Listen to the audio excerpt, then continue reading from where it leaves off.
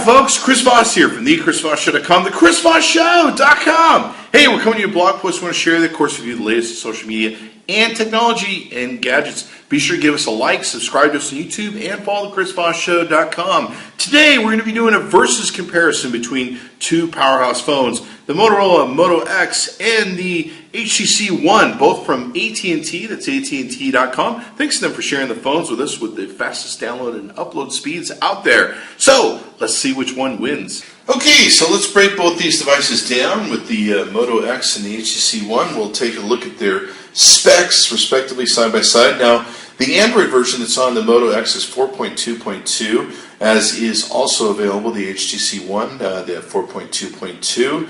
On the height of the Moto X, you're looking at 5.09 inches and 2.57 in width, 0.41 inches in thickness, whereas with the Moto X, you're looking at 5.41 in height, 2.69 in width, 0.37 in thickness. On the weight of the Moto X, you're looking at 4.59 ounces, comparatively 5.04 ounces on the HTC One. Now, with the screen on both these devices, they're both 4.7-inch screens, so that's very cool. On the Moto X, it's a 720 by 1280 pixels at 316 ppi. At the Moto X, the HTC One, it's 1080 by 920 pixels, a 1080p screen, 468 ppi, which is pretty freaking awesome. On the battery on both devices, they're fairly similar. On the Moto X, you're looking at a 2200 milliamp hour battery versus a 2300 milliamp hour battery on the HTC One. Now, the Moto X has a modified processor that's pretty interesting. Motorola calls it the X8. It starts from a Qualcomm Snapdragon S4 Pro, and they've taken and modified it so that it's always listening, but it doesn't run a lot of power and your battery down. It's a dual-core 1.7 gigahertz crowd, 2 gigabytes of RAM, 16 gigabytes of internal storage.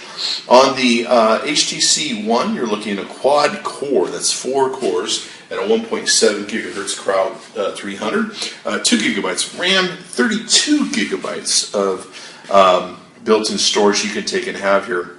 So very interesting, the differences there. Now, on the Moto X, you're looking at 10 megapixel camera versus a 4 megapixel camera on the HTC One, but the 4 megapixels are what HTC One calls ultra pixels. Basically, they are less pixels than you'd find on other cameras, but they are bigger because they are ultra pixels. There you have it. And let's see, the interesting thing about the Moto X that I actually really like about it, it has 1080p video at 60 frames per second. Conversely, on the HTC One, it's 1080p at 30, so very interesting there. Front-facing camera, 2 megapixels on the Moto X and 2.1 megapixels on the HTC One. Both have NFC technology, and of course we'll talk about some of the other technologies that are in both of them. Now, neither of them have removable backs, so you can't expand the memory in either one of them. You're kind of locked into what memory they have. Okay, now some differences between these two devices that are pretty interesting. The Motorola Moto X has the special Google Now enhancement put into it. As you can see here, as soon as I say those words, it activates. And it's very simple. As soon as you say, okay, Google Now. Now, it pairs to your voice so that it will automatically take you into Google Now and recognize just about whatever you want to say. It will open apps, etc., and show you things that you might be interested in. If you're familiar with Google Now, it keeps track of a lot of different stuff for you, your calendar, different flights, things you might want to do, tasks, weather, all that sort of good stuff. So the interesting thing about the Moto X is they modified the processor in it to where it's always listening. It's always listening to you. So you can activate it just by saying those few words, okay, Google Now. And by doing so, it will take you into it. So you never really have to touch it. You can pretty much run everything on it. Now, you do have to follow up, touch it if you want to send text messages. You have to press the final send button and all that good stuff. But it is pretty interesting about how it's always listening for you. It will also sense, if you set it up, to be noting when you're in the car, so that instead of just giving you text messages by beep, it will read them to you in emails, etc. So it will know when you're moving down the road. It will take and do all sorts of stuff for you in knowing what's going on. And if you say the right help commands, it of course activates itself, as you can see here going on. So really cool and interesting feature, very innovative with the Moto X. With the HTC, something that's very different with the HTC is it has a front-facing speaker, which you don't find on most mobile devices. Many people really, really like this. It has a giant high-end PPL screen, or PPI screen, I should say.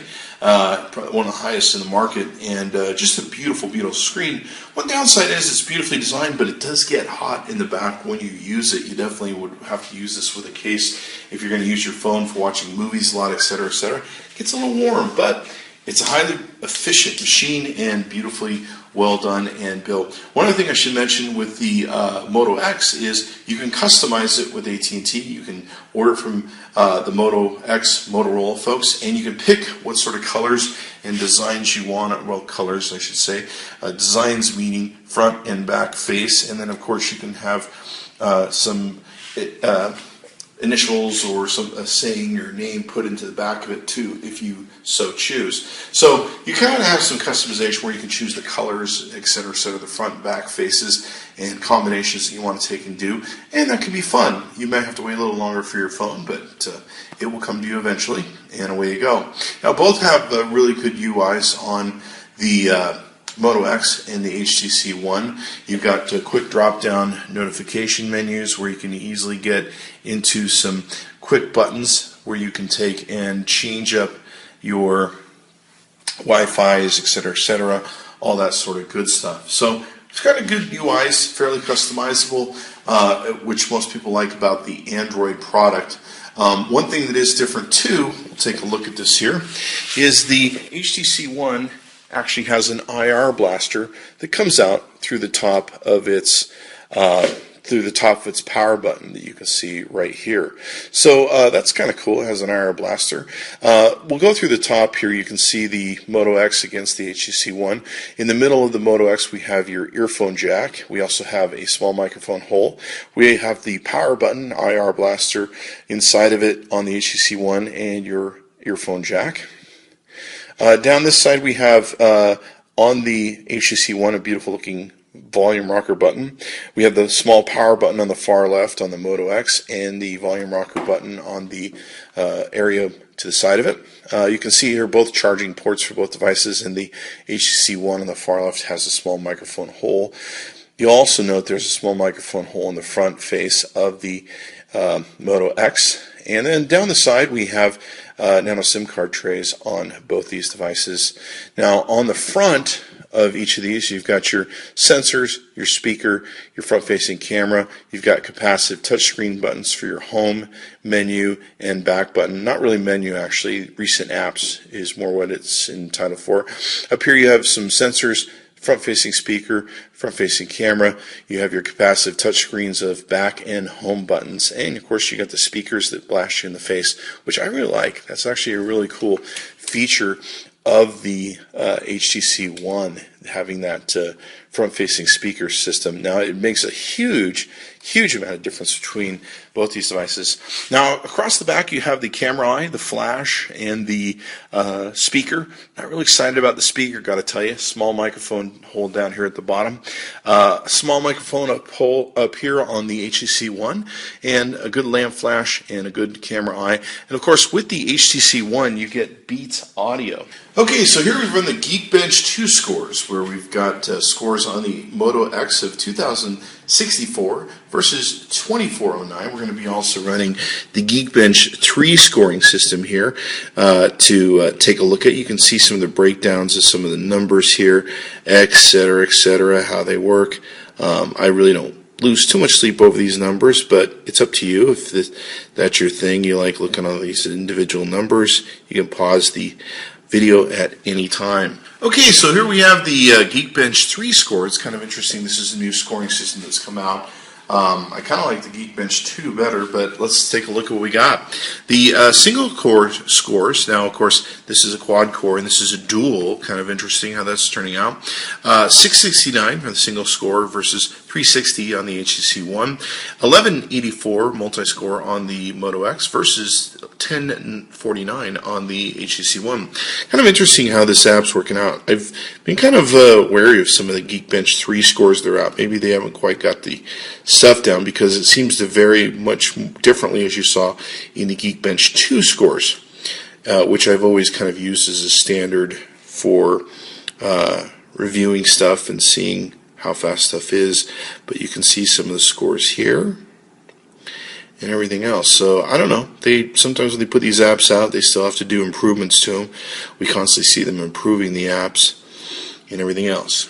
Okay, so here we have the new AT&T benchmark app. This just recently came out with a major update that they've put out. So this is pretty interesting. It's got some different colors and setups to it. So you can see here that with the Moto X, we came in with a score of 21,217 versus 25,402 for the HTC One. I think it's kind of comical that there's a difference there in the HTC One and my device. But you have different things with these phones where these may have been older phones with older OS or UI updates on them, and we have the latest, of course, on the HTC One. Interesting. Here we have another surprising score, considering the HTC One is a quad-core processor.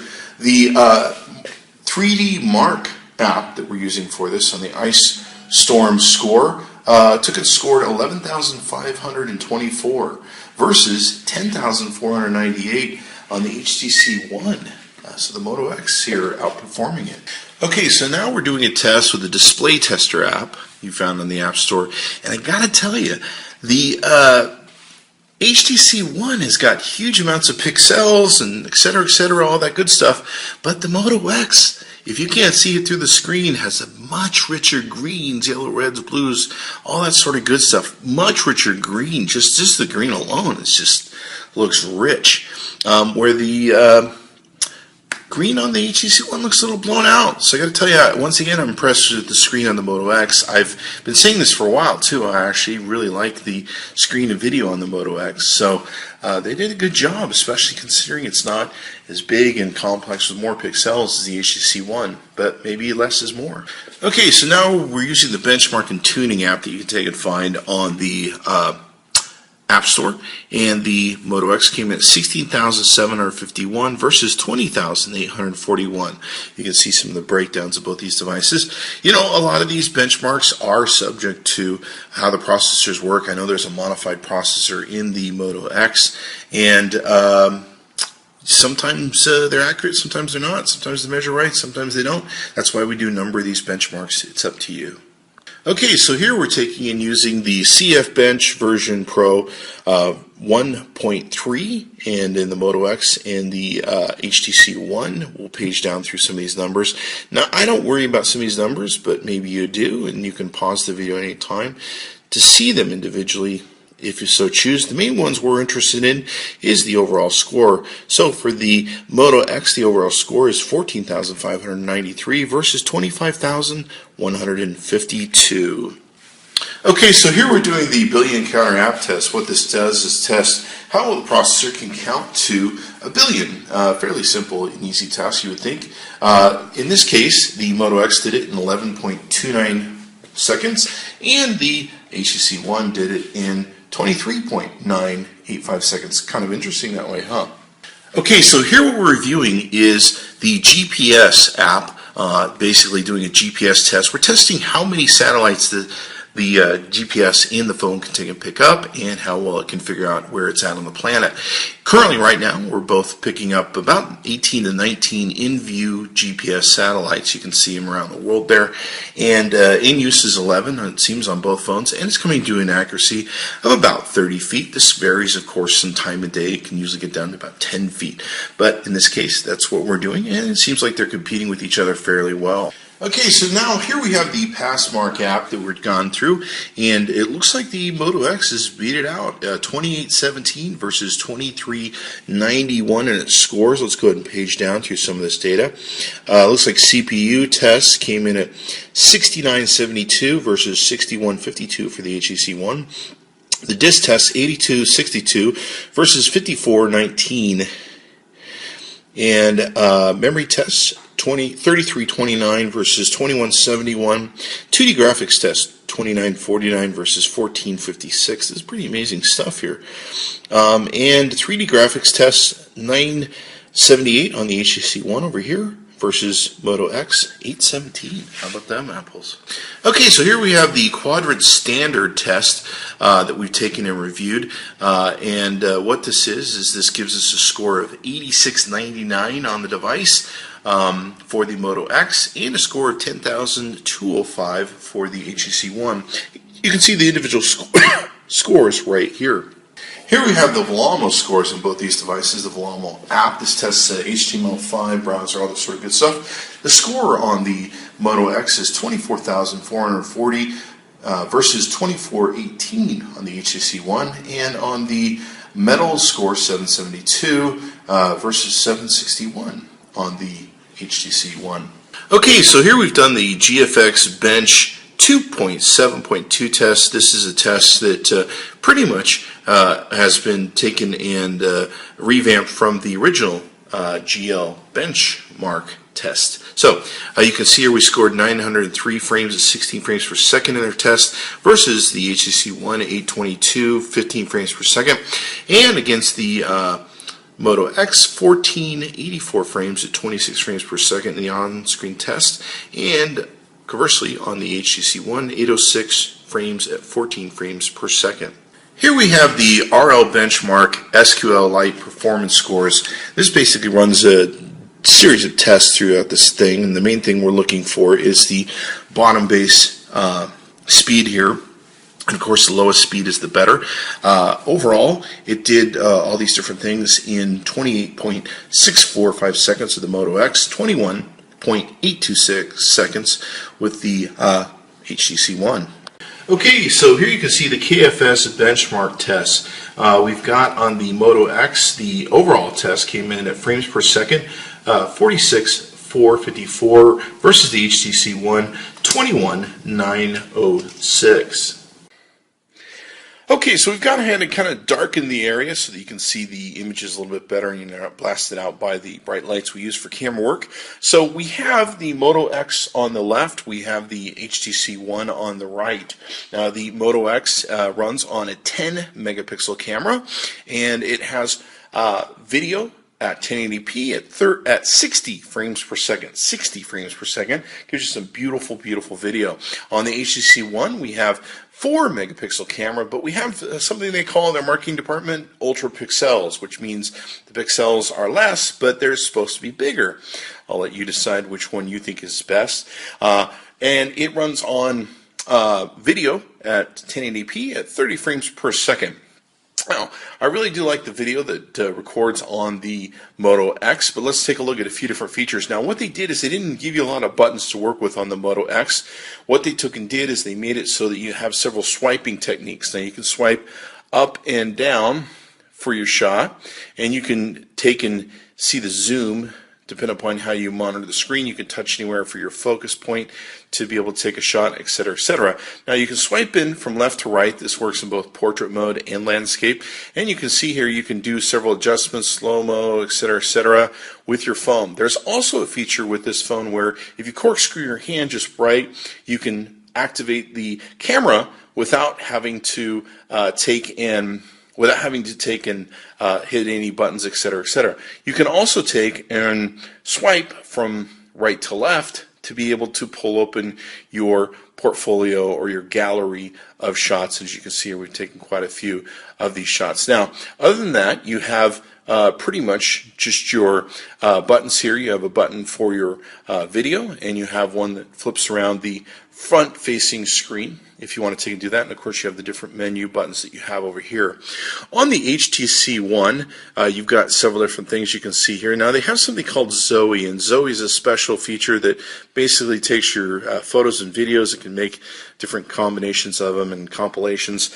I really think it's a feature that's not really that big of a deal. I never use it. Never really been all that excited about it, really, when it comes down to it. Now, with the camera here, you can see that we can do several different things. We can set up several different themes. We can set up video quality, crop, image ISO, all the stuff, white balance, normally that you could always do on a Android product. You've got your zoom in, zoom out there. You've got your camera to activate your camera. You've got your video thing. You also have a thing where you can go in and set up different scenes or pre-scenes, if you will, so that they can show through the camera before you do them, basically effects. So what we're going to do is we're going to take a look at some of the photos that we took on both these devices and go through them. And you can see here that we've got some pretty good colors and ranges that come out of both these. Now you do a Beats audio on the HTC One. Both have really good picture quality and do an awesome job. I notice the colors and blues tend to pop a little bit more in the HTC One. I'm not sure if it's been adjusted or not, but I think the colors are more accurate with the Moto X in that we have there. But the colors do look rich on both these, so it's really up to you to decide which one works best. I mean, this does have 60 frames per second, so it's going to capture a lot more detail, and it does seem to be a lot closer to the colors of area. Now, these weren't taken at the same time. They were taken at different times during the day, actually on different days, so that may be some effect that you see there. What we're basically looking for here is just the quality of the photo and being able to take good photos and being able to get good colors. So that's what we're really comparing here. You can see some more shots that we took here. I really like the colors and the photos that were taken with the Moto X. They take really good photos. I've never really honestly been impressed with the photos on the HTC One, but it's really up to you and what you want to do. I just really don't buy the 4 megapixel thing. Just really don't buy it. Now in this picture, it does look a little bit better over on the HTC One. It's really up to you to decide which one works best for you. You can see here some different colors, lights, and shots that we took. The Moto X does take some really good close-up pictures that we're very impressed with. Almost a macro shot that we took with this cactus here. And so they take really good pictures. You can see here this is an outdoor shot that we did on this box. Let's see, here's an indoor colorization shot. It does get good pictures. You can see the lines here on the box where you can't really see the distinction there. There is some different lighting that was set up in both these shots, but I'm just going to give you an idea of how they present themselves on the screen and let you decide which one's better. Now, one big factor is the lamp flash on the Moto X is extremely good. The lamp flash on the HTC One is adequate. Let's go ahead and take a look at some video between these two in a darkened environment. And of course, we want to see how they do. They both do extremely well. As you can see here, it's very rich on the lamp on the video for the HTC One. And the Moto X does really good too. Very impressed with both lamp flashes, both phones. I have seen on some of the photos that we did take with the HTC One, sometimes it struggled to not only light up the area, but also take in focus in a timely manner. So we had some bad photos that we struggled with to get taken properly with the HTC One. So I probably would say the Moto X is just a little bit better in this case. And given it's a 10 megapixel, I'd really rather have the camera on the Moto X if I was to choose between the two. But that's my opinion. It's really up to you what you want to take and decide. And I'll let you decide yourself of your own opinion. How about that? These phones, they definitely have pretty good strengths in and of themselves. It's really up to you to decide which one is best for you. And of course, there's some other aspects. You can probably look in our full review that we take and do, or full comparison review that we do on these. Be sure to search for them on our YouTube channel and the Chris Voss Show. Be sure to give us a like, subscribe to us on YouTube. Thanks to AT&T for sharing these phones with us. Be sure to go to their website. Tell them Chris Voss saying it. Thanks for coming by. Be sure to check back in often.